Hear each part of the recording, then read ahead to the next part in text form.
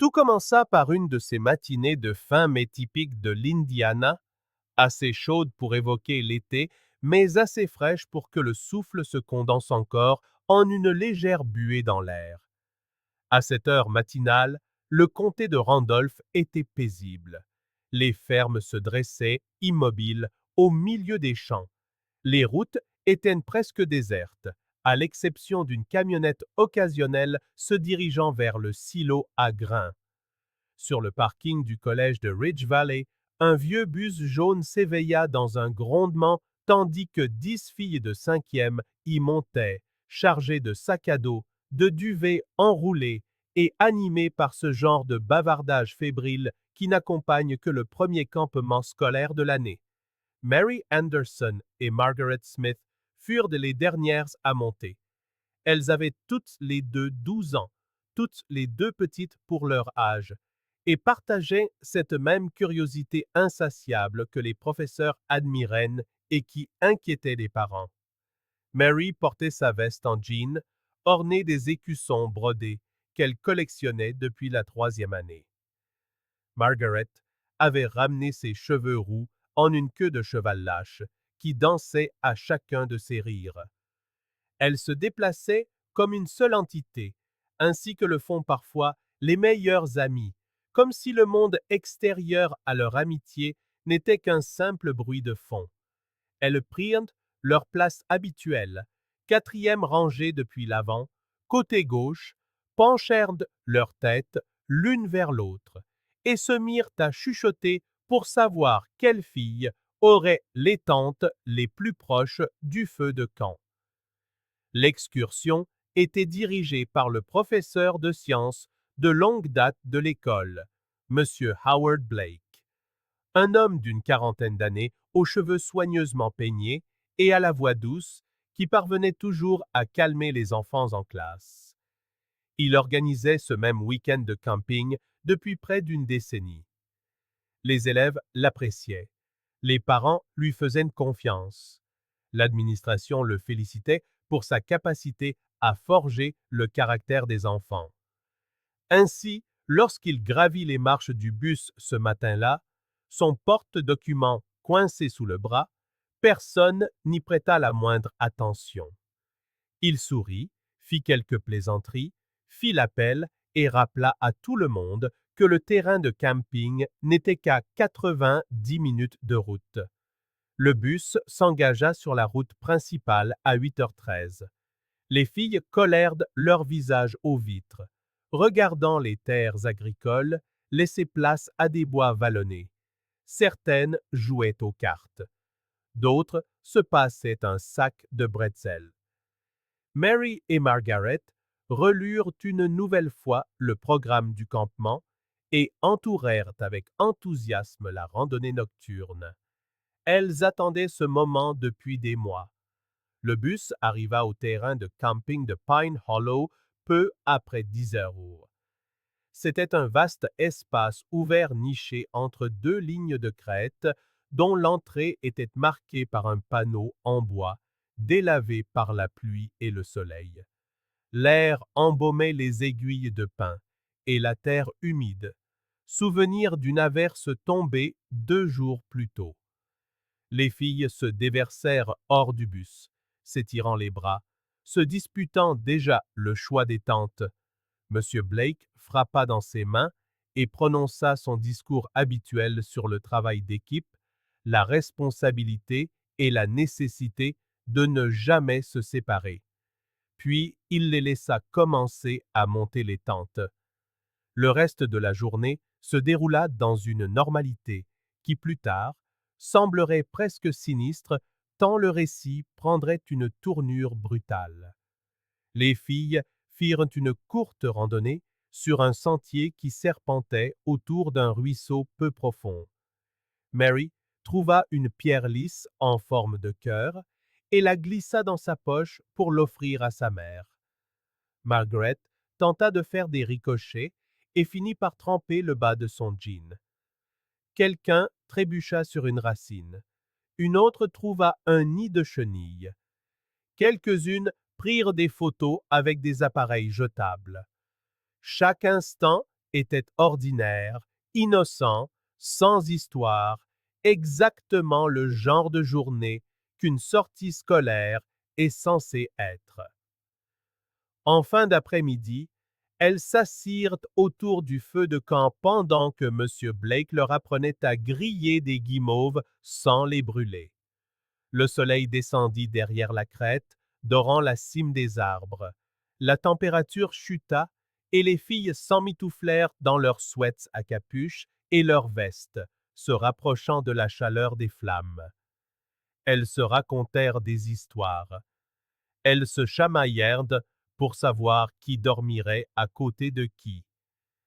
Mary et Margaret partagèrent un sac de pop-corn qu'elles avaient apporté en cachette. Rien, absolument rien, ne laissait présager ce qui allait suivre. Il était près de 21 heures lorsque le vent se leva et que les premières gouttes de pluie commencèrent à crépiter sur la toile des tentes. Un léger orage traversa la région, pas assez violent pour être dangereux, mais suffisant pour tout humidifier. Les filles se réfugièrent dans leurs tentes, gloussant en arrangeant leurs sacs de couchage et leurs lanternes. Le son de la pluie sur le nylon devint un bourdonnement constant. Quelques filles chuchotèrent jusqu'à s'endormir. D'autres essayèrent de lire à la lampe de poche jusqu'à ce que la fatigue les gagne. Peu après 23 heures, le campement devint complètement silencieux. L'orage passa vers 2 heures du matin, laissant l'air lourd et immobile. Une légère brume s'accrochait au sol. Les seuls bruits étaient le bruissement occasionnel des branches et le murmure lointain du ruisseau. C'est sur ce moment que M. Blake se concentrerait plus tard lorsque les inspecteurs l'interrogeraient, le moment où il remarqua pour la première fois que Mary et Margaret n'étaient pas dans leur tente. Il déclara s'être réveillé vers l'aube alors que le ciel commençait à peine à s'éclaircir d'un gris pâle. Il sortit de sa propre tente pour vérifier si tout allait bien et vit deux silhouettes se diriger vers le sentier étroit menant au sanitaire. Il affirma qu'il s'agissait de Mary et Margaret, bien qu'il admit ne pas les avoir interpellées. Il dit avoir supposé qu'elles y allaient ensemble, de manière responsable, respectant la consigne de ne jamais se séparer qu'il leur avait enseignée. Mais lorsque les autres filles se réveillèrent 1 heure plus tard et commencèrent à s'activer dans le camp, il devint évident que quelque chose n'allait pas. Leurs sacs de couchage étaient vides, leurs vestes étaient encore à l'intérieur de la tente. La lampe de poche de Margaret était posée près de son oreiller. La pierre en forme de cœur de Mary était toujours dans la poche où elle l'avait mise plus tôt. M. Blake les appela, d'abord d'un ton neutre, puis plus fort. Les autres filles se joignirent à lui. En quelques minutes, l'ambiance du campement passa de la torpeur matinale à une panique grandissante et suffocante. Un enseignant du groupe de garçons voisins fut alerté. Un appel fut passé au bureau du parc. Des gardes forestiers arrivèrent, puis des adjointes du shérif. À 9 heures du matin, le terrain de camping était devenu un balai incessant d'uniformes et de volontaires. Le sentier des sanitaires fut fouillé en premier. Il était court, une 50aine de mètres à peine, bordé d'un côté par des buissons épais et de l'autre par une pente. Rien. Aucune empreinte de pas, aucune branche cassée, aucun objet perdu. Les adjoints étendirent les recherches vers l'extérieur, établissant des quadrillages et progressant méthodiquement à travers les bois. On fit venir des chiens de Saint-Hubert, mais ils ne décelèrent aucune piste, un fait que les enquêteurs jugeraient plus tard profondément troublant. Si les filles avaient emprunté ce chemin, il aurait dû y avoir quelque chose, une trace dans la terre humide, un morceau de vêtement, une lampe de poche, n'importe quoi. Mais le sol semblait intact, la végétation non perturbée. En milieu de journée, le bureau du shérif fit appel à un soutien aérien. Un hélicoptère survola la cime des arbres à basse altitude, à la recherche d'une couleur vive ou d'un mouvement. Des volontaires ratissèrent dans les routes, les granges et les lits de ruisseaux avoisinants. Un garde forestier vérifia même les buses d'évacuation, au cas où les filles auraient glissé et seraient restées coincées. Rien. Au coucher du soleil, l'humeur avait changé. L'énergie frénétique avait laissé place à quelque chose de plus lourd, la peur mêlée à la confusion. Les bois n'étaient pas assez denses pour que deux enfants puissent simplement disparaître. Il n'y avait ni falaise, ni précipice dangereux, ni activité de prédateurs signalée récemment. Et Mary et Margaret n'étaient pas du genre à s'éloigner sans prévenir. Elles avaient toutes deux été décrites comme prudentes, prévisibles, veillant toujours l'une sur l'autre. Le shérif sur les lieux déclara aux journalistes que tout dans cette disparition semblait anormal. S'il y avait eu un ravisseur, quelqu'un aurait entendu quelque chose. S'il s'était agi d'un animal, il y aurait eu des signes. Et s'il s'était simplement agi de deux filles perdues dans les bois, les équipes de recherche auraient trouvé au moins une trace.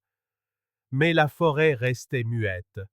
Lorsque la nuit tomba à nouveau, toutes les filles du groupe pleuraient.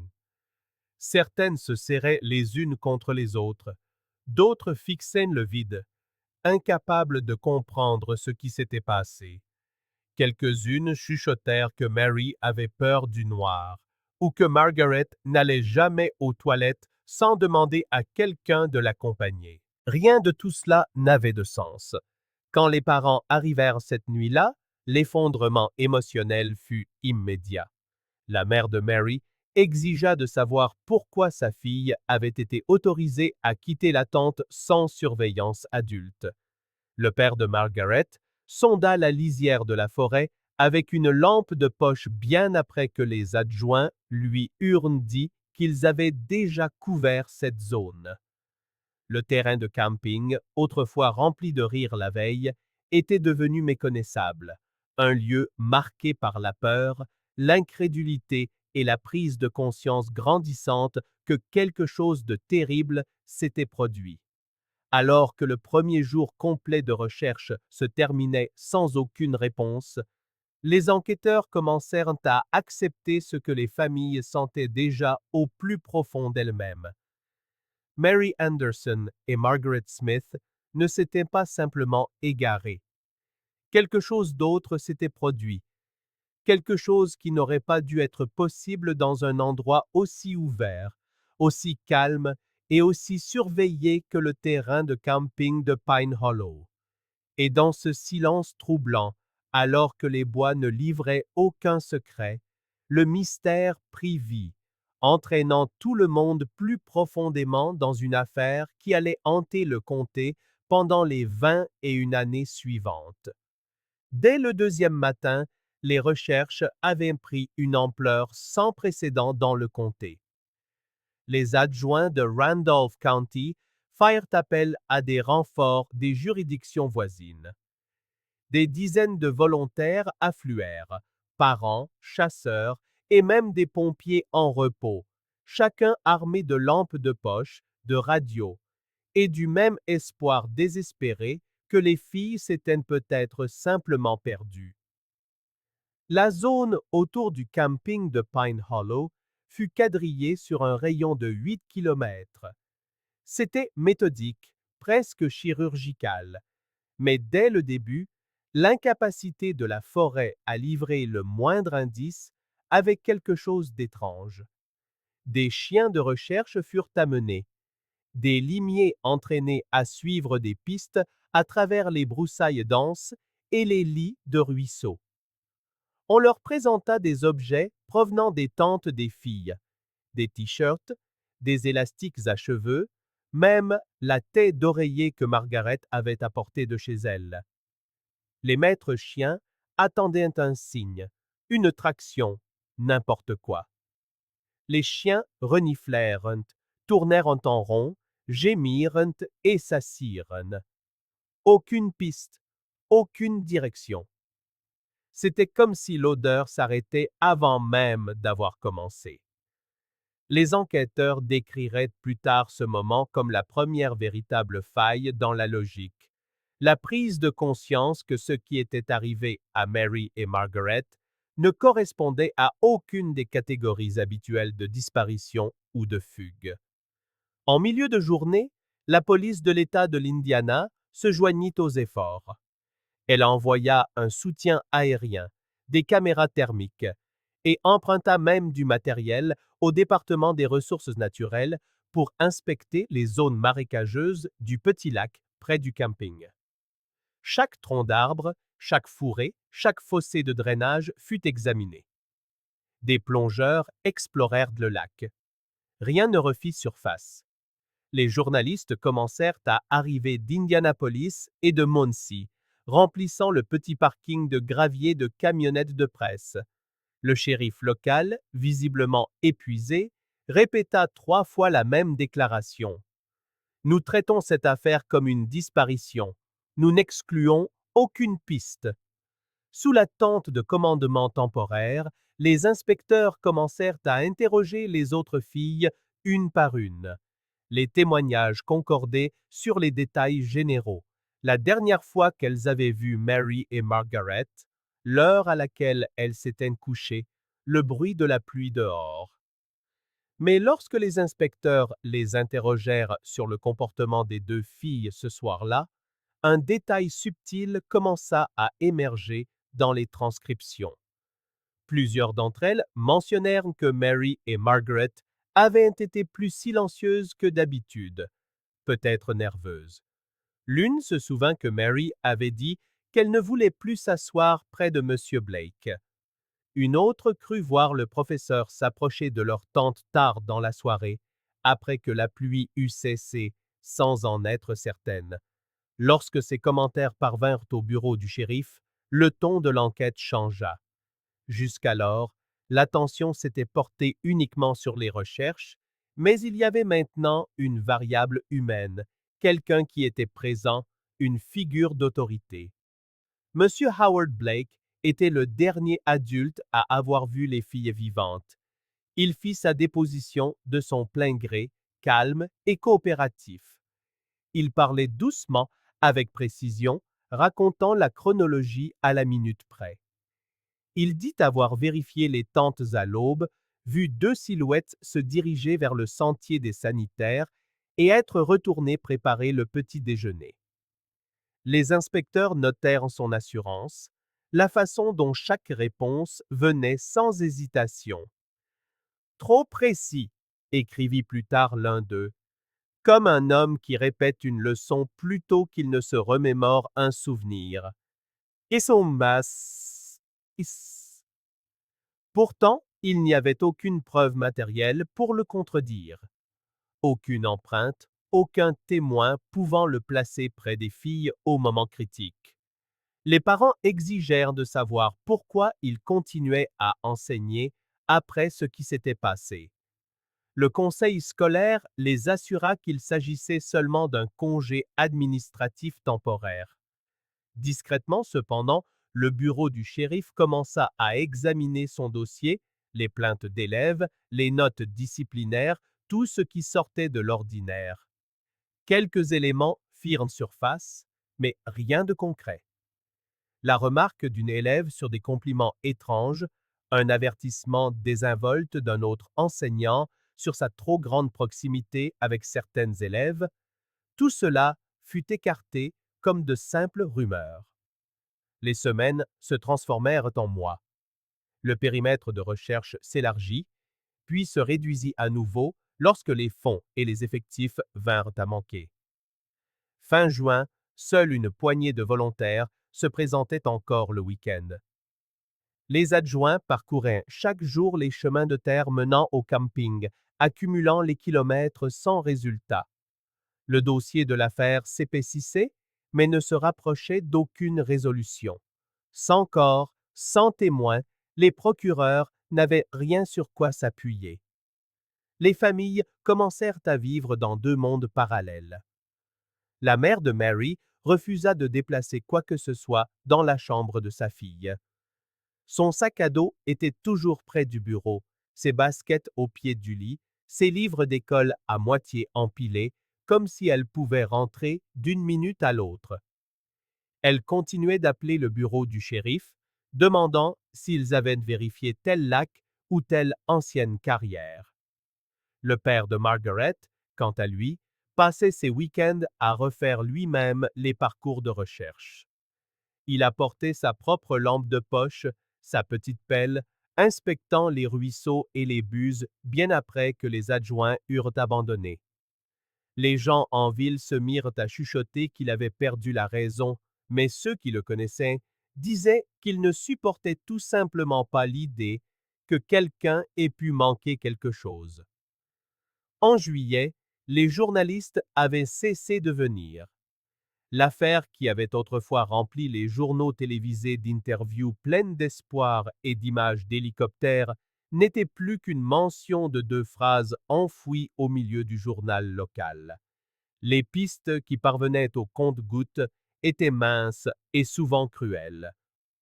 Des médiums appelant d'autres États, des soi-disant témoins, décrivant des apparitions qui ne se vérifiaient jamais. Chaque fausse piste érodait un peu plus la force des familles. Lorsque le shérif tint enfin une conférence de presse fin août, elle fut brève et sans émotion. L'enquête resterait ouverte, dit-il, mais les recherches actives sont suspendues jusqu'à l'émergence de nouvelles preuves crédibles. C'était la manière administrative de dire qu'il n'y avait plus nulle part où chercher. En coulisses, quelques inspecteurs refusaient d'abandonner. Ils vérifièrent les antécédents de chaque délinquant enregistré dans les 3 comtés. Ils suivirent les signalements de véhicules suspects près de Pine Hollow ce week-end-là. Ils examinèrent même les données satellitaires d'une station météorologique voisine pour voir si la pluie avait pu effacer d'éventuelles empreintes. Chaque piste menait à la même impasse. Aucune trace. Pourtant, le sentiment que quelque chose s'était mal passé à l'intérieur de ce camp persistait. Un adjoint se souvint du langage corporel des filles lorsque M. Blake passait pendant les interrogatoires, comment elles se redressaient et évitaient son regard. Un autre inspecteur raconta que lorsqu'ils lui demandèrent de reconstituer les événements de la matinée sur les lieux, il sembla étrangement à l'aise à l'endroit exact où les filles avaient été vues pour la dernière fois. Il fit même une petite blague sur le fait que ces choses arrivent toujours quand on s'y attend le moins. Cela ne semblait pas malveillant, juste déplacé. Mais la suspicion n'était pas une preuve. Le bureau du procureur refusa d'aller plus loin sans éléments matériels. ADN, vêtements, un corps. Monsieur Blake retourna tranquillement enseigner dans un autre district. La vie continua, du moins pour lui. Pour les familles, les jours se transformèrent en une routine d'attente. La mère de Mary écrivait des lettres à sa fille qu'elle gardait scellées dans une boîte sous son lit, une pour chaque anniversaire qui passait. Le père de Margaret marquait chaque année en mai l'anniversaire des recherches en déposant une seule rose blanche au panneau du camping. C'était devenu un rituel local. Les gens passaient en voiture, klaxonnaient une fois et laissaient aussi des fleurs. À la fin de l'année, le dossier de l'affaire fut classé et rangé sur une étagère métallique dans la salle des scellés du shérif. Statut officiel. Inactif en attente de nouvelles informations. Mais même parmi les officiers, personne ne croyait que les filles s'étaient simplement volatilisées dans les bois. Quelque chose s'était produit entre la dernière lueur de ce feu de camp et le moment où le soleil s'était levé sur Pine Hollow, quelque chose de délibéré, commis par des mains humaines. Dans les petites villes comme Randolph County, La mémoire ne s'efface pas, elle fermente. Les histoires se transforment au fil des récits. Certains disaient que les filles avaient été enlevées par un vagabond qui s'était enfui vers le nord. D'autres chuchotaient à propos d'un membre du personnel, un concierge qui avait démissionné plus tard sans explication. Mais chaque rumeur revenait toujours à la même question. Comment 2 enfants pouvaient-ils disparaître alors que 10 autres dormaient à quelques mètres de là? À la fin de l'été 1998, il ne restait plus que l'espoir, et même celui-ci s'amenuisait. Les parents continuaient de se battre, mais sans progrès. Leurs vies commencèrent à se fracturer sous le poids du deuil. Des mariages prirent fin. Des amis cessèrent de rendre visite. Le sentiment de communauté qui avait uni les recherches se dissolvait lentement dans le silence et l'épuisement. La police finit par démonter la tente de commandement du camping. Les sentiers rouvrirent. Des familles y campèrent à nouveau. Mais ceux qui savaient ce qui s'était passé évitaient la zone après la tombée de la nuit. Les bois avaient acquis une réputation pas exactement maudite, mais malsaine. Et pour les enquêteurs qui avaient été là dès le premier matin, l'affaire devint une sorte de blessure silencieuse. Chaque nouveau signalement de disparition la ravivait. À chaque séminaire de formation, à chaque discussion sur les affaires non résolues, quelqu'un mentionnait « Ah, les filles de Pine Hollow !»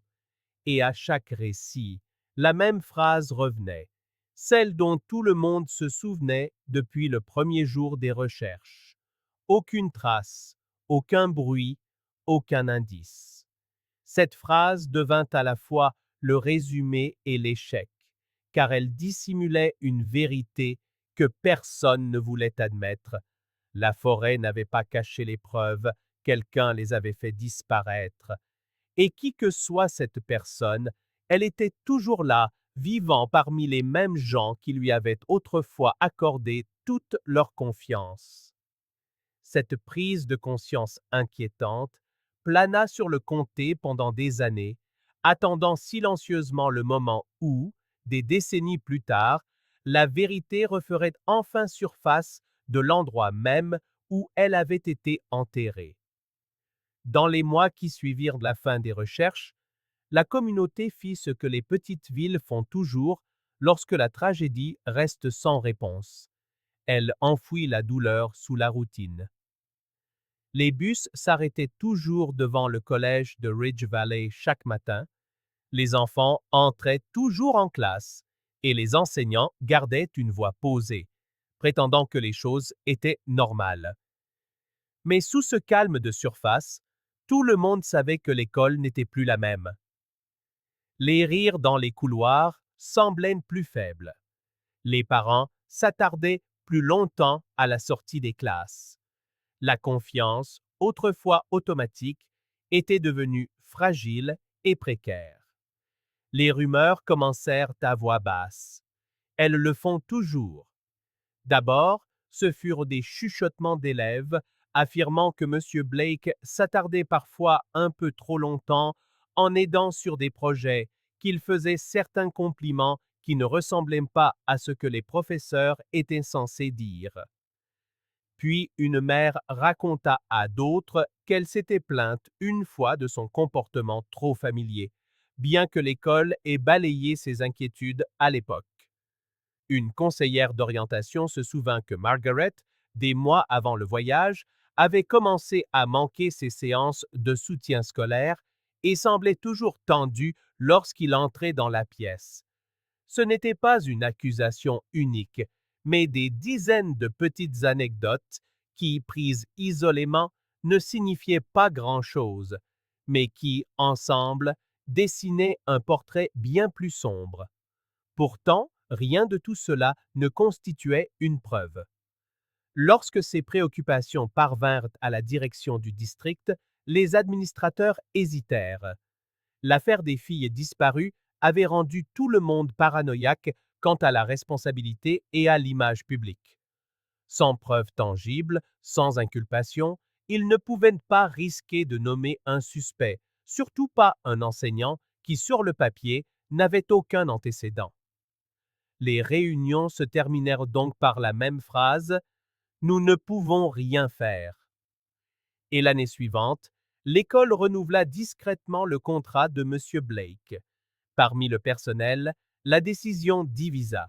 Certains le défendirent, disant que l'homme en avait assez bavé, qu'il était injustement hanté par une tragédie dont il n'était pas la cause.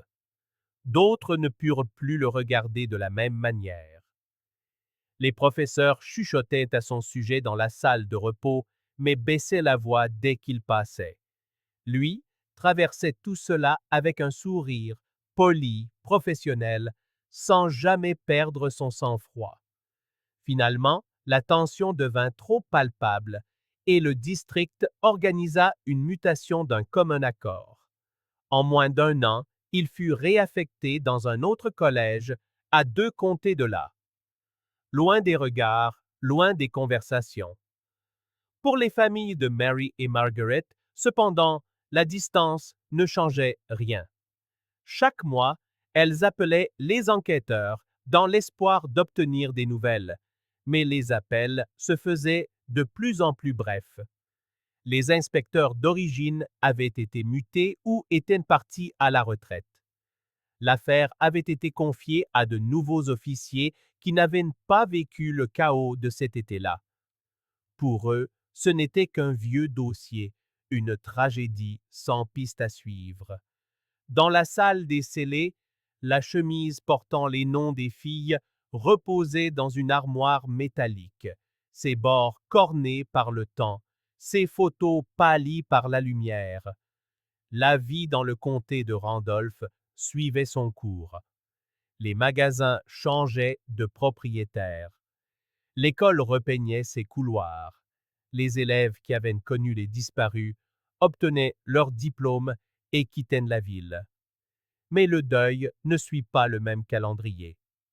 Pour les familles, le temps s'était arrêté en 1998. La mère de Mary ne pouvait plus se résoudre à célébrer les fêtes. Le père de Margaret avait complètement cessé de décorer la maison. Chaque printemps, lorsque l'air embaumait la pluie et le pain, les 2 familles sentaient la même douleur revenir, le rappel de la saison qui leur avait arraché leur fille. En 2008, 10 ans s'étaient écoulés. L'histoire était devenue plus un souvenir qu'un fait divers, mais la douleur ne s'était pas estompée. Une petite veillée fut organisée au terrain de camping de Pine Hollow. Seules quelques dizaines de personnes se présentèrent. Des parents, une poignée d'anciens camarades de classe et 2 shérifs adjoints à la retraite, encore mal à l'aise face à la manière abrupte dont les recherches avaient pris fin. La nuit était calme, de ce silence que seule l'Indiana rurale peut offrir. Les gens allumèrent des bougies. Quelqu'un diffusa un hymne depuis un petit haut-parleur à cassette. Un bref instant, la forêt qui avait autrefois avalé les filles sembla retenir son souffle. Cette nuit-là, pendant le moment de prise de parole libre, une femme s'avança. Elle se présenta comme une ancienne élève de M. Blake, de la même promotion que Mary et Margaret. Sa voix tremblait lorsqu'elle déclara qu'il y avait des choses qui l'avaient toujours mise mal à l'aise. Elle raconta comment elle restait après les cours pour de l'aide aux devoirs, comment il se tenait souvent trop près, comment ses compliments la gênaient et comment elle avait évité de se retrouver seule avec lui après cette année-là. Personne ne l'interrompit. Quand elle eut fini, le silence était lourd. La nouvelle de son témoignage parvint au bureau du shérif en quelques jours. Un inspecteur des affaires non résolues rouvrit le dossier pour examen et commença à interroger discrètement d'anciens membres du personnel. Certains étaient à la retraite, d'autres avaient déménagé, mais presque tous se souvenaient de la tension qui avait suivi la disparition. Quelques-uns mentionnèrent qu'ils avaient secrètement soupçonné Blake à l'époque, mais n'avaient jamais eu le courage ou l'autorité de le dire à voix haute. L'inspecteur prit leur déposition, les ajouta au dossier et le soumit pour révision. Pourtant, ce n'était pas suffisant. Les soupçons ne sont pas des preuves.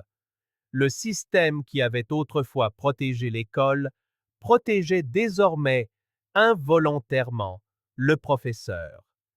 Car, sans aveu, sans corps retrouvé, tout restait pure spéculation. Blake, de son côté, s'était bâti une nouvelle réputation dans sa nouvelle ville. On le connaissait comme le professeur tranquille qui aimait la nature, celui qui emmenait les élèves en excursion et faisait des dons au fond de la bibliothèque. Les rumeurs ne l'avaient jamais suivi publiquement. Elles étaient restées confinées dans le comté qui ne le voyait plus. Pendant ce temps, la fracture au sein de la communauté s'approfondissait. Pour certains, il était plus facile de croire que les filles avaient été enlevées par un étranger de passage, que c'était un acte aléatoire, tragique, mais impersonnel. Cette croyance permettait aux gens de dormir la nuit, de renvoyer leurs enfants à l'école sans méfiance. Mais pour d'autres, surtout ceux qui avaient connu les filles, cette explication n'avait jamais collé. Ils croyaient que la vérité avait toujours été plus proche, que le responsable se trouvait là, dans ces bois, se cachant au vu et au su de tous. Au fil des ans, cette tension silencieuse devint une partie de l'identité du comté de Randolph, une histoire à moitié dite, à moitié ravalée. Les gens mentionnaient l'affaire de Pine Hollow avec une sorte de respect mal à l'aise, comme si en parler trop directement pouvait invoquer de vieux fantômes. Le terrain de camping était toujours ouvert au public, mais peu de locaux y campaient encore. Même les professeurs qui emmenaient de nouvelles classes pour des sorties scientifiques refusaient d'y passer la nuit. Il y avait trop de souvenirs liés à cet endroit. Les parents de Mary et Margaret continuaient de vieillir avec leur chagrin. Ils organisaient de petites collectes de fonds pour des associations d'enfants disparus, envoyaient des lettres aux législateurs sur la vérification des antécédents du personnel scolaire et continuaient de réclamer des réponses à un système qui était déjà passé à autre chose. Chaque fois qu'un nouvel inspecteur était affecté à l'affaire, les familles le rencontraient, racontaient à nouveau l'histoire, remettaient des photocopies des mêmes photos jaunies. Et chaque fois, il quittait le poste avec ce même sentiment de vide, un espoir mêlé de résignation. Après 15 ans, les deux familles avaient cessé d'attendre la justice. Ce qu'elles voulaient maintenant, c'était simplement la vérité, celle qui permet de faire son deuil sans avoir à deviner. Mais le dossier restait scellé. La vérité, quelle qu'elle soit, demeurait enfouie quelque part entre la rumeur et la preuve, entre le silence des bois et le silence d'un système qui refusait de risquer de se tromper. Dans des villes comme le comté de Randolph, le temps n'efface pas le passé. Il ne fait que l'enfouir plus profondément. Les gens cessent de parler, non pas parce qu'ils oublient, mais parce qu'ils ont appris que parler ne change rien. Pourtant, de temps en temps, une nouvelle rumeur faisait surface. Quelqu'un prétendait avoir vu M. Blake à l'épicerie, un autre disait qu'il avait de nouveau déménagé. Chaque histoire ravivait le même vieux débat. Était-il simplement malchanceux ou tout le monde avait-il détourné le regard de ce qu'il ne voulait pas voir? À la fin de cette décennie, l'affaire de Pine Hollow était devenue une sorte de folklore local, une blessure ouverte déguisée en histoire. Les noms de Mary Anderson et Margaret Smith étaient gravés sur une petite stèle près de l'entrée du camping, leur date de naissance suivie d'un tiret vide, là où la date de décès aurait dû figurer. Sous leur nom, une simple inscription. attendant toujours de rentrer à la maison. Et bien que les recherches aient cessé depuis longtemps, bien que la communauté se soit tue, quelque part au fond de la salle des scellés du comté, le dossier de l'affaire reposait encore, non ouvert, intact, attendant la seule parcelle de vérité qui pourrait mettre fin au silence. Chaque affaire sur cette chaîne n'est pas qu'une simple histoire. C'est le fruit de semaines de recherche dans les archives, de vérification des faits et de reconstitution des vies réelles qui ont été perdues. Chaque épisode demande près de 15 jours d'enquête et de longues nuits à la poursuite de la vérité. Nous faisons cela parce que ces histoires comptent et que quelqu'un, quelque part, mérite encore qu'on se souvienne de lui. Si vous voulez que nous continuions à lever le voile sur ces mystères, prenez une seconde pour aimer cette vidéo, vous abonner et nous dire en commentaire quelle partie de l'affaire d'aujourd'hui vous a le plus touché. Votre soutien nous est essentiel. Et si vous souhaitez voir d'autres affaires non résolues qui ont été élucidées, les liens vous attendent dans la description ci-dessous. Maintenant, revenons à l'affaire. En 2018, l'affaire de Pine Hollow n'était guère plus qu'un titre de journal délavé dans les archives du comté, l'une de ces histoires non résolues que les gens mentionnaient avec un haussement d'épaule et à voix basse. 20 ans de silence l'avaient transformé en folklore. Mais pour l'inspectrice Erin Callaway, ce n'était pas une histoire. C'était une plaie béante enfouie dans les archives des affaires classées. Nouvelle au département, elle était vive, méthodique et un peu trop curieuse pour son propre bien. Elle avait grandi dans le comté de Randolph, à quelques villes seulement de l'endroit où Mary et Margaret avaient disparu. Elle se souvenait des affiches agrafées aux poteaux téléphoniques, des veillées communautaires, de la façon dont les parents avaient commencé à accompagner leurs enfants à l'arrêt de bus après le drame. Quand elle a rejoint le bureau du shérif et a été affectée aux affaires non résolues, ce dossier a été le premier qu'elle a demandé. Le dossier était épais mais vide de sens, une montagne de paperasse sans la moindre conclusion. Erin passait des nuits à son bureau, lisant chaque ligne, essayant de reconstituer une histoire qui s'était refroidie avant même qu'elle n'obtienne son diplôme de fin d'études. Plus elle s'enfonçait dans sa lecture, plus les failles devenaient apparentes. La déposition originale de M. Howard Blake se démarquait immédiatement. Il avait prétendu avoir vu les filles se diriger vers le sentier des sanitaires vers l'aube, calme, confiant et constant dans chaque récit. Mais quelque chose clochait. Erin consulta les anciens registres du parc, vérifia les rapports de maintenance et découvrit que le sentier des sanitaires n'était pas éclairé la nuit en 1988. Les ampoules étaient grillées depuis 2 semaines avant l'excursion et une commande de remplacement n'avait été honorée que le mois suivant.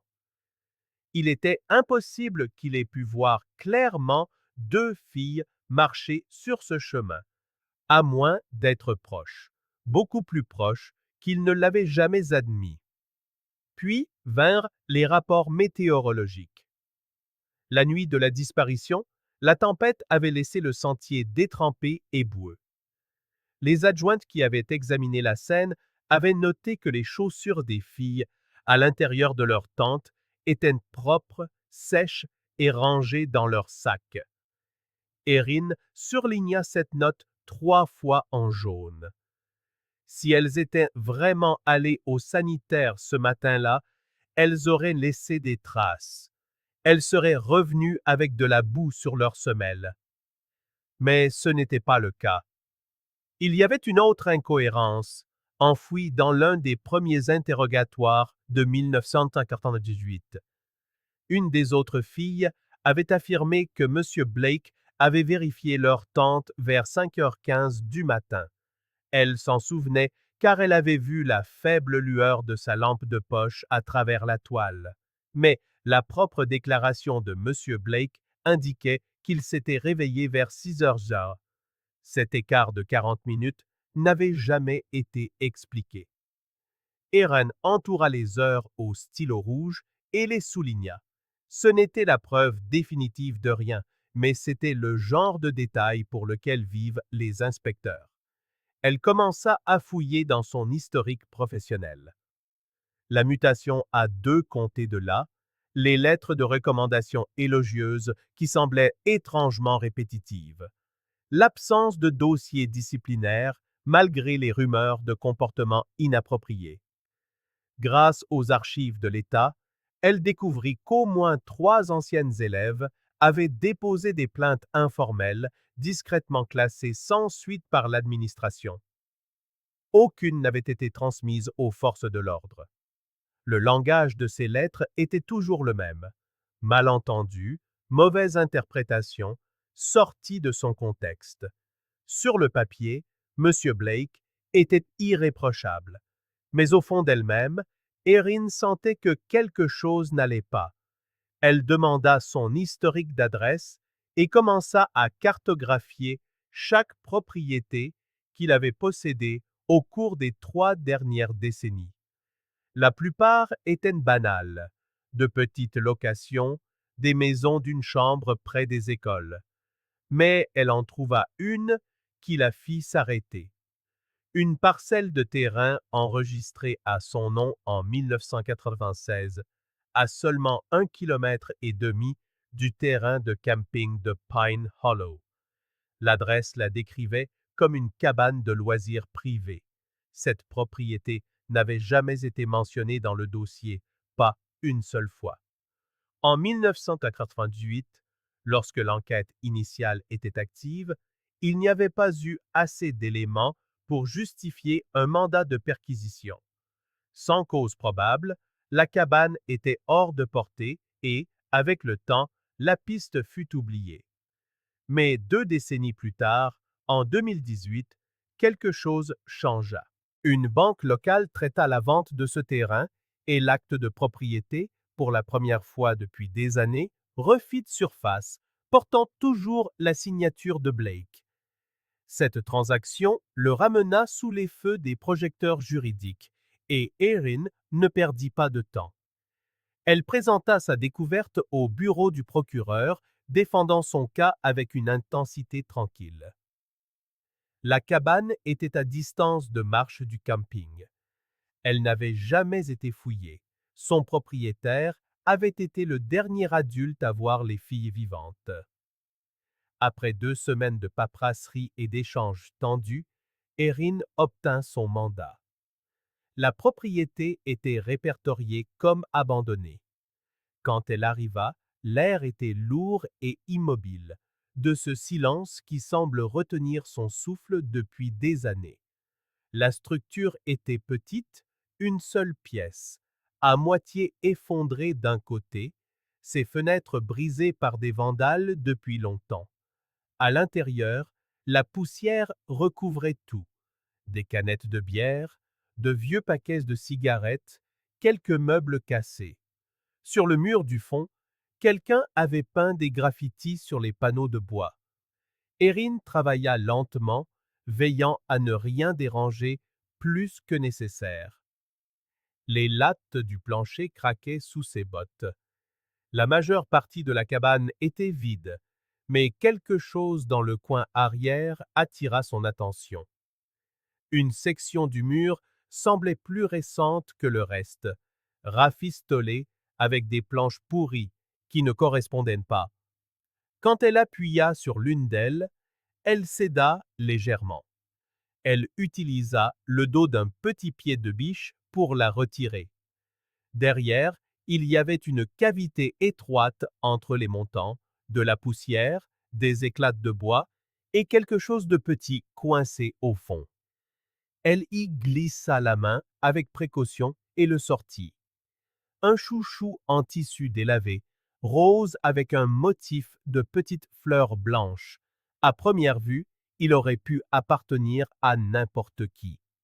Mais lorsque Erin le compara plus tard dans la nuit aux vieilles photos de l'annuaire scolaire, le lien fut immédiat.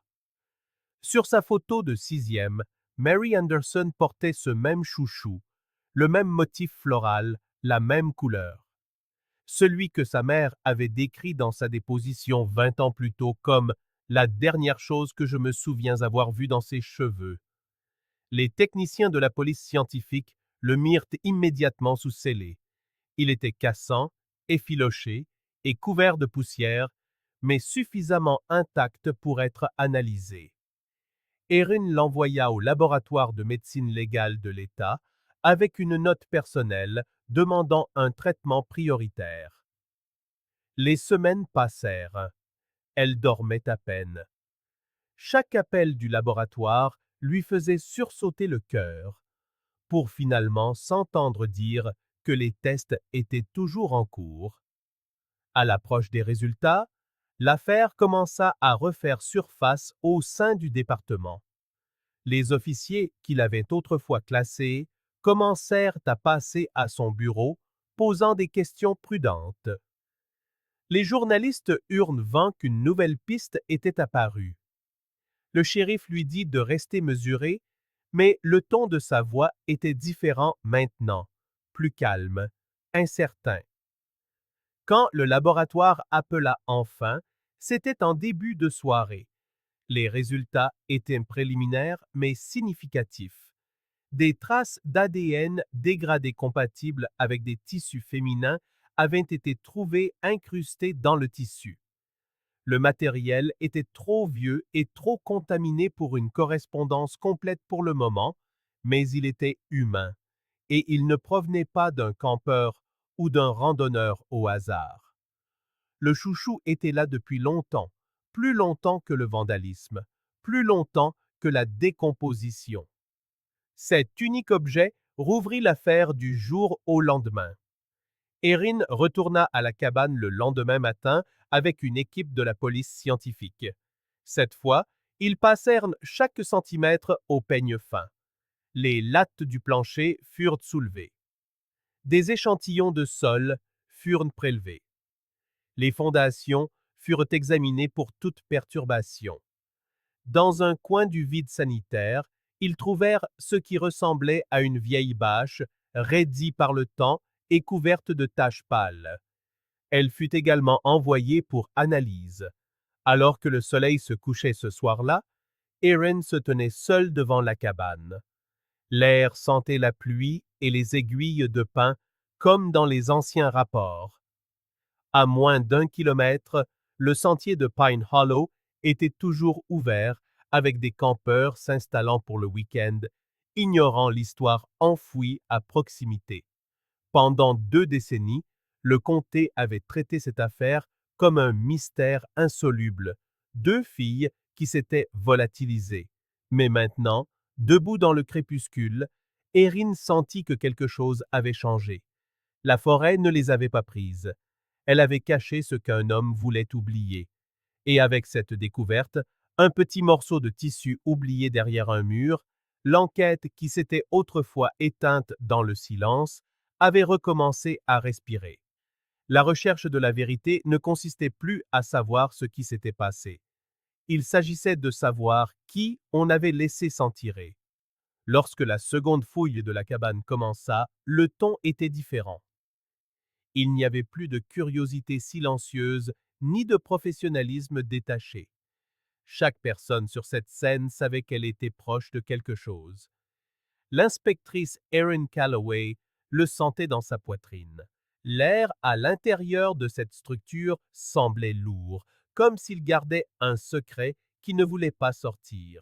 La première fouille leur avait donné un lien indéniable avec les filles disparues.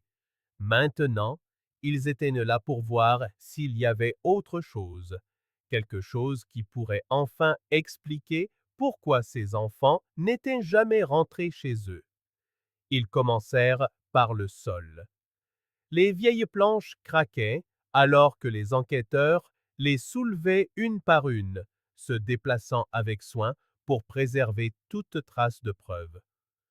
Sous des années de poussière et de déjections animales, la terre était compacte mais inégale, comme si quelqu'un l'avait remuée il y a longtemps. Près du coin arrière, la sonde d'un des techniciens légistes heurta quelque chose de métallique. Le son, un bruit sourd et creux, déchira le silence de la cabane. Ils balayèrent la terre et, en quelques minutes, découvrirent une petite boîte en fer blanc scellée, du genre qui aurait pu autrefois contenir des munitions ou des souvenirs personnels. Elle était rouillée à l'extérieur, mais le joint avait tenu. Lorsqu'ils l'ouvrirent, une odeur de vieux papier et de renfermé emplit l'air. À l'intérieur se trouvait un journal relié en cuir, sa couverture noircie par des taches d'humidité, mais toujours intacte. Les premières pages étaient lisibles, des notes manuscrites d'une écriture soignée et cursive. Au début, cela semblait presque inoffensif. Des observations sur la faune, des croquis d'arbres et des entrées sur des plans de cour. Mais alors qu'Eren tournait les pages, le ton commença à changer. À mi-chemin du livre, l'écriture devint erratique. Le professionnalisme calme laissa place à des phrases décousues, des confessions personnelles, des pensées fragmentées. Il écrivait sur le sentiment de ne pas être apprécié, d'être incompris, sur la solitude d'enseigner année après année, entouré d'enfants qui ne le respectaient jamais vraiment. Puis, dans une entrée datée de quelques semaines seulement avant le voyage de camping de 1988, les mots changèrent complètement. Il écrivit sur deux élèves qui l'attiraient, les décrivant par leur nom, Mary Anderson et Margaret Smith. Il les appelait brillantes, curieuses et gentilles, mais allait plus loin, disant qu'il ressentait une connexion que les autres ne comprendraient pas. Il décrivait comment la société déforme les bonnes intentions, comment les gens ne verraient jamais la pureté de ce qu'ils ressentaient. Erin lut ces phrases en silence, la gorge nouée. Ce n'était pas le journal d'un enseignant, c'était le déraillement d'un prédateur essayant de se justifier. Les pages suivantes s'assombrirent. Les entrées du voyage de camping lui-même étaient frénétiques, décousues et terrifiantes. Il décrivait comment il les avait observées cette nuit-là, comment l'une d'elles avait semblé avoir peur, comment il les avait suivies jusqu'au sentier des sanitaires, comment elle l'avait mal compris quand il avait essayé de leur parler. La dernière entrée complète, écrite d'une main tremblante, était la plus glaçante de toutes. Il écrivit que l'une des filles avait crié, qu'il avait paniqué, qu'il ne pouvait pas les laisser le dire à qui que ce soit. Et puis, la dernière ligne, « Je les ai enterrés là où seuls les arbres se souviendraient. » Il n'y avait plus d'entrée après ça, juste une page blanche. Le journal fut immédiatement placé sous scellé, et Erin le fit envoyer d'urgence au laboratoire de l'État. La police scientifique examina la boîte en fer blanc et les pages intérieures. À la loupe, ils trouvèrent des empreintes digitales partielles et des traces d'ADN dégradées, de minuscules cellules de peau préservées par l'environnement hermétique. La correspondance tomba en quelques jours. L'ADN appartenait à Howard Blake. C'était la percée que l'affaire attendait. Les enquêteurs commencèrent discrètement à le localiser. Après avoir pris sa retraite de l'enseignement en 2010, Blake s'était installé dans une petite propriété près de Muncie, en Indiana, où il vivait seul. Pas de femme, pas d'enfants, pas d'amis proches. Ses voisins le décrivaient comme un homme calme et poli, du genre à saluer de loin, mais à ne jamais engager la conversation. Il passait le plus clair de son temps à jardiner ou assis sur son porche avec une radio. Quand les inspecteurs arrivèrent, ils le trouvèrent dehors, en train de tailler des arbustes, l'image même d'une routine paisible. Il avait maintenant 71 ans, les cheveux clairsemés, les mains tremblant légèrement avec l'âge. Au début, il sembla confus lorsqu'ils lui présentèrent le mandat. Puis il vit le journal posé sur la table devant lui, le même qu'il avait caché 2 décennies plus tôt. Son visage se décomposa. Le déni ne dura pas longtemps. Il dure rarement lorsque quelqu'un voit sa propre écriture le regarder en face. Au début, il a prétendu que c'était une fiction, quelque chose qu'il avait écrit comme un mécanisme de défense. Mais lorsque les enquêteurs ont mentionné l'ADN trouvé dans la boîte et le chouchou découvert derrière le mur de la cabane, son sang-froid a commencé à se fissurer. Il a tenté de rejeter la faute, affirmant que les filles l'avaient provoqué, qu'elles l'avaient mal compris. Il a insisté sur le fait que tout n'était qu'un accident. Assise en face de lui pendant l'interrogatoire, Erin restait silencieuse, laissant les pauses faire leur travail. Chaque fois qu'il essayait de minimiser ses actes, elle faisait glisser une nouvelle pièce à conviction sur la table. L'élastique à cheveux, les photos, le journal. Le silence s'étirait jusqu'à ce que sa respiration devienne courte. Finalement, après près de 5 heures, il a complètement craqué. Les aveux sont d'abord venus par fragments, hésitants, tremblants, ponctués de longs silences. Il a raconté que la nuit de la tempête, il avait vu Mary et Margaret se diriger vers les sanitaires. Il les a suivis. Il a essayé de leur parler, de leur dire à quel point elles comptaient pour lui. Quand elles ont pris peur, elles ont menacé de tout raconter aux autres professeurs. C'est à ce moment-là, selon ses propres mots, que quelque chose en lui a cédé. Il a affirmé que ce n'était pas prémédité, qu'il avait perdu le contrôle. Une fois que tout fut terminé, terrifié par ce qu'il avait fait, il a transporté leur corps sous la pluie jusqu'à sa cabane voisine. Il a décrit comment il les avait enterrés derrière la propriété, près d'un ancien canal de drainage, juste au-delà de la lisière des arbres. Il a dit qu'il avait creusé la tombe avec une bêche rouillée qu'il gardait dans la remise. Il se souvenait les avoir enveloppées dans une bâche qu'il utilisait pour le bois de chauffage et les avoir recouvertes de terre jusqu'à ce que le sol paraisse intact. « Je pensais que la pluie cacherait tout », a-t-il murmuré à un moment. La confession a été entièrement enregistrée. Il ne restait plus aucune ambiguïté. 2 jours plus tard, une équipe de recherche est retournée sur les lieux avec des chiens renifleurs de cadavres et des archéologues judiciaires. Ils ont suivi la lisière de la forêt derrière la cabane, exactement comme Blake l'avait décrit. À environ 20 mètres des fondations, l'un des chiens a marqué un arrêt. Le sol y était légèrement inégal, envahi par les mauvaises herbes, mais plus meuble que la terre environnante. Lorsque le premier coup de pelle a révélé un os, l'équipe s'est figée. Au cours des heures suivantes, ils ont mis au jour une tombe peu profonde contenant 2 petits squelettes, côte à côte. Malgré 2 décennies passées sous terre, plusieurs objets personnels avaient survécu.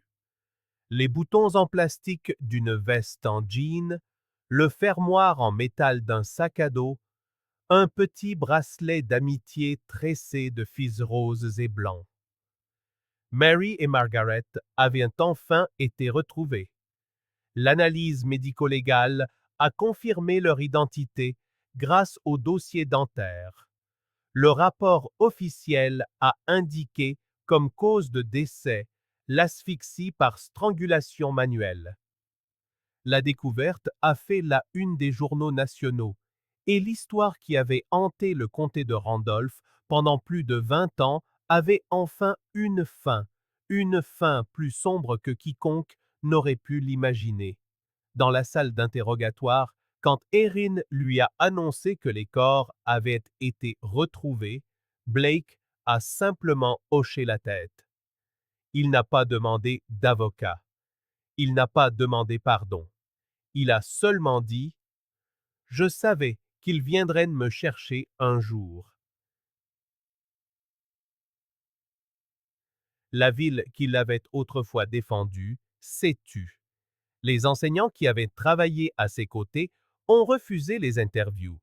Les parents qui lui avaient jadis fait confiance ne parvenaient pas à concilier l'image du discret professeur de sciences avec la vérité désormais imprimée dans tous les journaux de l'État. Pour les familles, ce fut une étrange collision de soulagement et de chagrin. La mère de Mary a dit aux journalistes qu'elle avait enfin l'impression de pouvoir cesser de regarder par la fenêtre chaque fois qu'une voiture ralentissait près de son allée. Le père de Margaret n'a fait aucune déclaration publique. Il s'est simplement rendu sur le site des fouilles chaque jour jusqu'à ce que les restes soient entièrement exhumés, comme s'il refusait de quitter sa fille une seconde fois. Le journal, ses propres mots, est devenu la pièce à conviction la plus accablante au tribunal. Le procureur l'a appelée la carte de l'esprit d'un prédateur. Il n'y a eu ni accord de plaider coupable, ni long procès. Blake a plaidé coupable de 2 chefs d'accusation de meurtre et a été condamné à la prison à vie sans possibilité de libération conditionnelle. Il est entré en prison avec la même expression vide qu'il avait maintenue pendant 2 décennies, mais cette fois, le silence ne le protégeait plus. Pour Erin, l'affaire s'est conclue sur un mélange de satisfaction et de chagrin. Elle avait résolu le mystère qui avait défini sa ville natale, mais cela ne ressemblait pas à une victoire. Quand elle est retournée au camping de Pine Hollow quelques semaines plus tard, la forêt était de nouveau éclatante et verte, les rires des enfants résonnant sur les sentiers. Pourtant, sous la terre, sous les racines et les feuilles, il y avait une cicatrice que le temps ne pouvait effacer.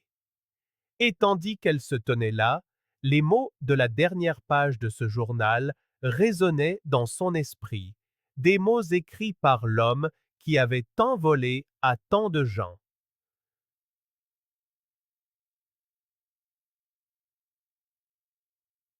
Je les ai enterrés là où seuls les arbres se souviendraient. Pendant 21 ans, les arbres avaient gardé son secret. Maintenant, ils n'avaient plus à le faire. Au début de l'année 2019, la nouvelle de la découverte s'était répandue bien au-delà du comté de Randolph. Pendant 2 décennies, l'histoire de Mary Anderson et Margaret Smith avait été une blessure locale, un sujet de chuchotement et de spéculation, jamais résolu. Mais une fois le journal apparu, une fois les aveux écrits de la main même du tueur, l'affaire était devenue nationale. Les présentateurs de journaux télévisés l'ont qualifiée de fin obsédante pour un mystère de 21 ans. Pour les familles, cependant, ce n'était pas une fin. C'était la réouverture d'un deuil avec lequel elles avaient appris à vivre. L'inspectrice Erin Calloway a rencontré les 2 familles par un froid matin de février, lorsque les restes ont été officiellement restitués par le laboratoire de médecine légale de l'État. Les os avaient été nettoyés, catalogués et authentifiés. Les quelques biens de chaque jeune fille qui avait survécu, le bracelet, les boutons de la veste, le fermoir rouillé du sac à dos, ont été rendus dans de petites enveloppes scellées. Lorsque le coroner les leur a remises, les 2 mères ont pleuré en silence. Elles avaient attendu la moitié de leur vie pour ce moment, Et quand il est arrivé, il n'a pas apporté de soulagement. Il a apporté la confirmation du cauchemar qu'elles avaient toujours craint. Les funérailles ont eu lieu à une semaine d'intervalle, chacune dans de petites églises à quelques kilomètres seulement de là où les filles avaient grandi. Les bancs étaient remplis de visages vieillis par le temps, d'anciens camarades de classe, des shérifs à la retraite, de vieux professeurs et des gens qui se souvenaient à peine de l'affaire, mais sentaient qu'ils devaient être là. Les cercueils étaient petits, symboliques, drapés de tissu blanc. Des photographies de 1988 étaient placées à l'avant, montrant deux jeunes filles souriantes, figées dans ce bref instant entre l'enfance et la cruauté du monde. Lorsque le pasteur a parlé d'apaisement, une tension palpable a parcouru la salle. L'apaisement était un mot qui ne convenait pas vraiment.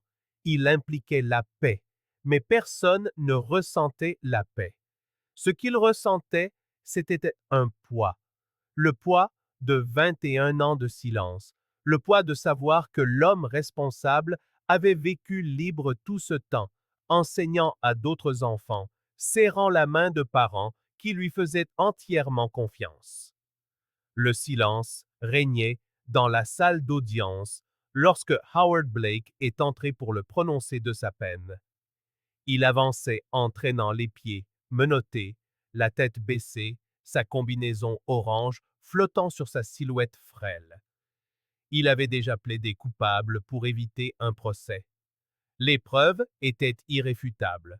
Le journal, l'ADN, les aveux et la découverte des corps. Il n'y avait plus de défense possible. Le juge a lu lentement les chefs d'accusation, et Blake a acquiescé à chacun d'eux, parlant à peine. Derrière lui, des rangées d'anciens élèves remplissaient les bancs. Beaucoup étaient maintenant des adultes, avec leur propre famille.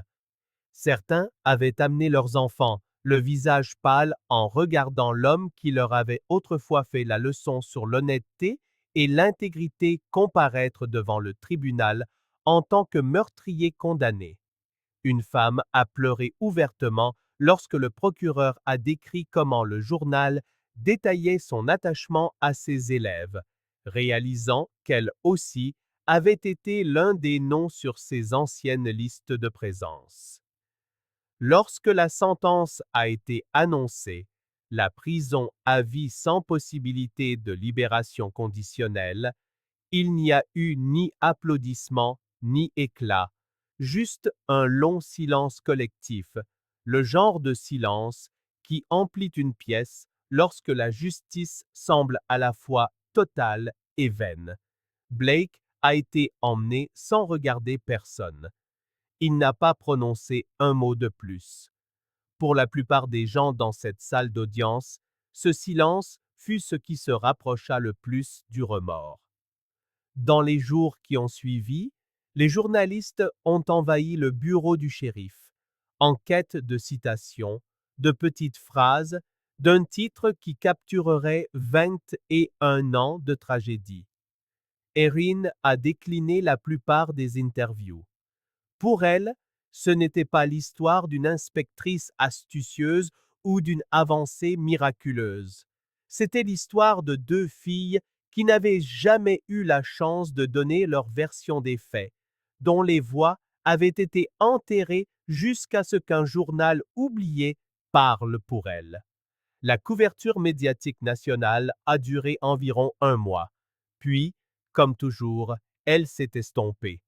Le public est passé à de nouvelles histoires, à de nouvelles horreurs. Mais dans le comté de Randolph, les répliques ont persisté. Les enseignants qui avaient travaillé avec Blake luttaient contre la culpabilité. Certains se demandaient comment ils avaient pu manquer les signes. Le ton trop familier, les courriels tard le soir, les rendez-vous privés. Les administrateurs ont défendu leurs décisions passées, affirmant qu'il n'y avait eu aucune preuve à l'époque. Les parents en chuchotaient dans les épiceries sur la façon dont la confiance les avait tous aveuglés. Au vieux camping, le temps n'avait guère changé le paysage. Les sentiers étaient les mêmes. Le ruisseau serpentait toujours à travers les bois en méandres lents et peu profonds. Seuls quelques habitants savaient exactement où se trouvait autrefois la cabane. La majeure partie avait été reconquise par les vignes et la mousse. Plus tard ce printemps-là, les familles de Mary et Margaret se sont réunies une dernière fois pour placer une petite plaque commémorative sur le site.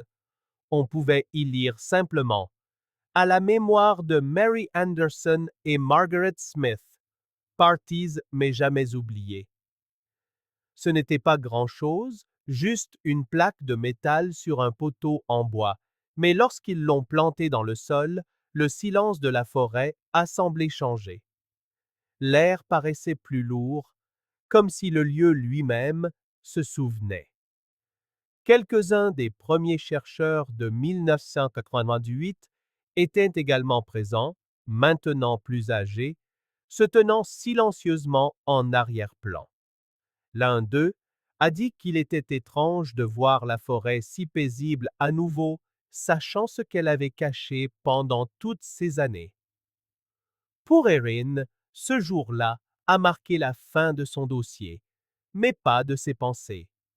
Elle est restée sur le site bien après le départ des familles, marchant sur le même sentier à propos duquel Blake avait autrefois menti, celui qu'il prétendait que les filles avaient emprunté pour se rendre au sanitaire. Le chemin était étroit et non éclairé, exactement comme les rapports l'avaient décrit. Elle s'est arrêtée à mi-chemin et a imaginé deux petites silhouettes marchant côte à côte dans le noir, chuchotant entre elles, ignorant ce qui les suivait. C'était le moment où tout dans leur vie avait basculé, et pendant 21 ans, personne n'avait su la vérité sur ce qui s'était passé ensuite. Plus tard, interviewée pour un documentaire, Erin a dit quelque chose qui a marqué tous ceux qui l'ont entendu. Le plus dur, dans la résolution d'une affaire comme celle-ci, n'est pas de trouver les preuves.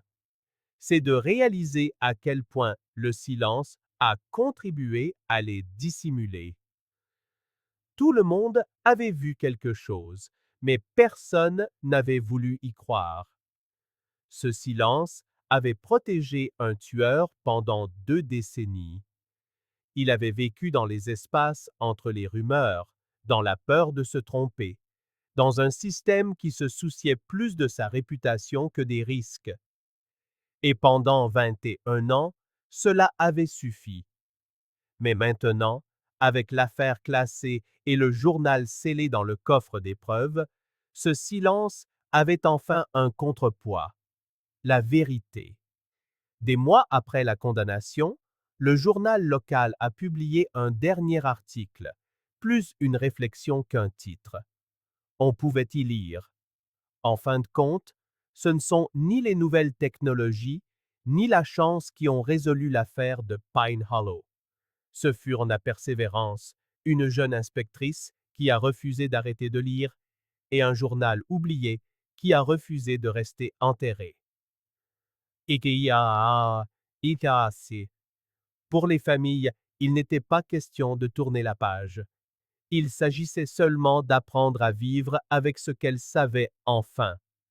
Chaque anniversaire ramenait le même mélange de gratitude et de chagrin. La gratitude pour les réponses, le chagrin pour les années perdues. Parfois, tard dans la nuit, Erin passait en voiture près de la route qui menait à Pine Hollow. Le panneau au tournant était à moitié effacé maintenant, les lettres écaillées par les intempéries, mais elle ralentissait toujours, regardant vers la lisière des arbres. Car elle savait que quelque part dans cette forêt, enfoui sous des années de feuilles et de terre, l'écho de cette nuit vivait encore, les bruits de pas, la pluie, la panique. Et elle savait aussi que sans un objet oublié, un journal rangé dans une boîte en fer blanc, scellé contre le temps, la vérité serait peut-être restée enfouie pour toujours. Au fond, l'histoire de Mary et Margaret n'était pas une histoire de monstres cachés dans les bois. C'était une histoire de ceux qui se cachent à la vue de tous, ceux qui gagnent la confiance, qui portent l'autorité comme un bouclier. La justice avait enfin été rendue, mais dans les bois tranquilles du comté de Randolph, la justice ressemblait beaucoup au chagrin. Et quelque part au-delà de la lisière des arbres, le vent soufflait à travers les branches, emportant le seul son qui comptait, la vérité, enfin prononcée après 21 ans de silence.